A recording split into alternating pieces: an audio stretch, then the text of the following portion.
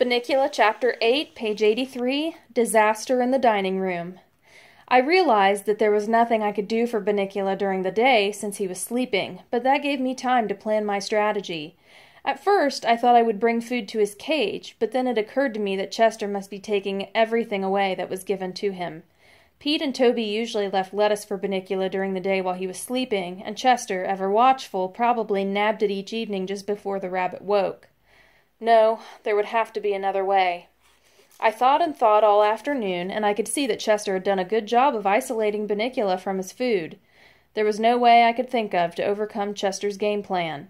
As evening drew closer and I grew more and more frantic, I stumbled into the dining room and saw the answer to my problem sitting before me on the table. It was a big bowl of salad.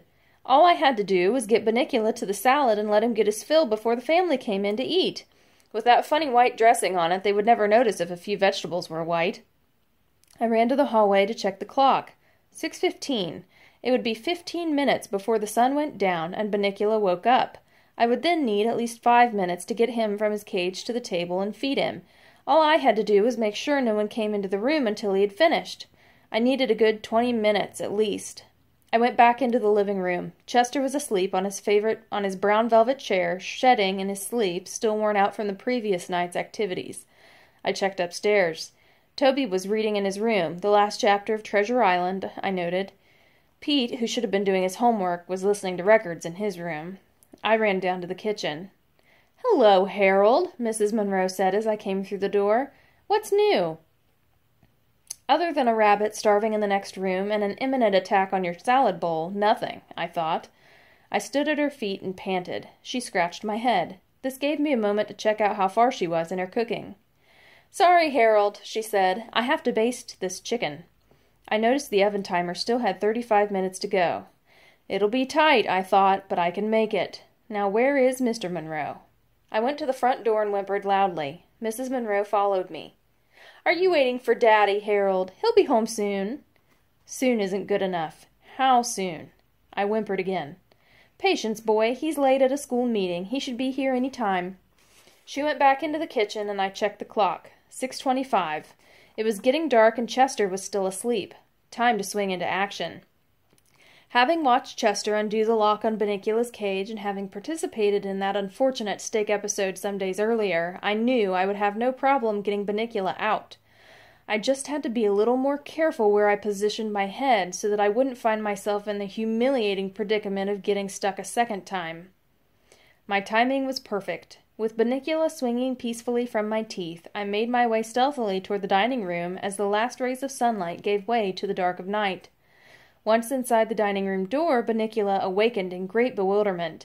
It is not every day, after all, that one finds oneself, upon awakening, hanging from the jaws of a fellow creature, even so caring and gentle a creature as myself. Bunnicula opened his eyes wide and turned his face, as best he could, to me. I jumped up onto the nearest chair and placed the rabbit safely on the table's edge. "Okay," I whispered. "There's your dinner. Go to it. Get your fill as fast as you can, poor bunny. I'll stand guard." I don't know that Bunnicula fully understood what was going on, but the sight of the vegetables piled high in the center of the table sent him scurrying in their direction. He was very hungry. As luck would have it, and as I should have anticipated, Chester's sense of timing was as astute as my own. No sooner had Bunnicula reached the edge of the salad bowl than the door swung open and Chester bounded into the room. He surveyed the scene frantically. I was unable to act fast enough. Upon seeing Bunnicula about to enjoy his first bit of nourishment in days, Chester leaped across the table, seemingly without touching floor, chairs, or anything else between himself and our furry friend, and landed directly on top of the bunny. "Oh, no, you don't!" he shrieked. Bunnicula, not sure what to do, jumped high in the air and landed, with a great scattering of greens, smack in the center of the salad bowl. Lettuce and tomatoes and carrots and cucumbers went flying all over the table and onto the floor. Chester flattened his ears, wiggled his rear end, and smiled in anticipation. To cat observers, this is known as the attack position. "Run, Bunnicula!" I shouted. Bunnicula turned in my direction, as if to ask where. "Anywhere!" I cried. "Just get out of his way!" Chester sprang. Bunnicula jumped. And in a flash of a second they had changed positions.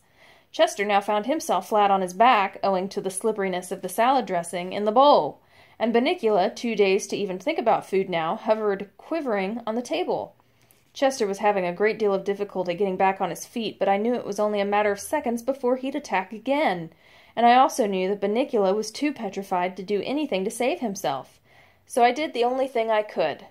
I barked, very loudly and very rapidly. The whole family rushed through the doors. Mr. Monroe must have just come home because his coat was still on. "Oh, no!" cried Mrs. Monroe. "That's it, Chester! This is Chester's last stand!" Chester rolled his eyes heavenward and didn't even try to move. "Mom," said Toby, tugging at his mother's arm, "look at Bunnicula. How did he get out of his cage? He looks scared." "Of course he's scared," Mrs. Monroe said. "We probably forgot to latch his cage and he got out, and I think Chester has been chasing him." Toby put his face close to the rabbit. "Mom, doesn't Bunnicula look kind of sick?"